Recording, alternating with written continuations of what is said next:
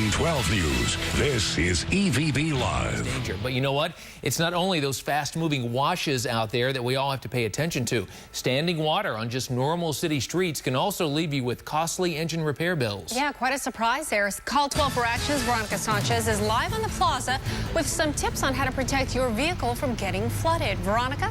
Well, yeah, Tram and Scott, I was actually out in the elements yesterday afternoon driving around, and I wasn't the only one driving through floodwaters. But you know, that is never a good idea because your car could pay for it down the road.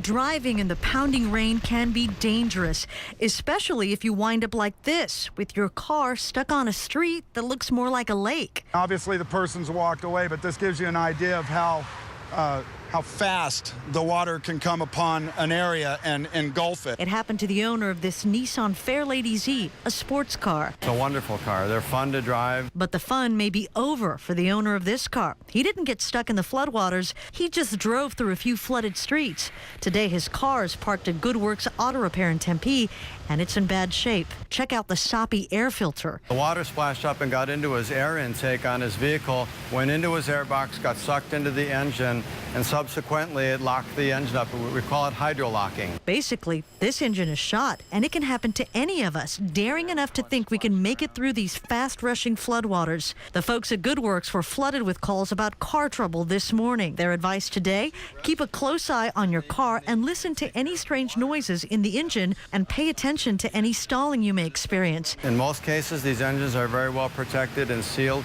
Water usually can't get into your engine unless it is introduced through the air intake. And when you're driving through floodwaters, pay close attention to the car in front of you. If it's having trouble crossing floodwaters, then it's time to turn around. Or even better advice, avoid all this and pull off the side of the road. And of course, if you believe that there are issues or problems with your car, you need to take it immediately to your mechanic.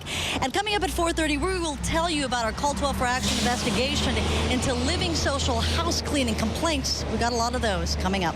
Back to you.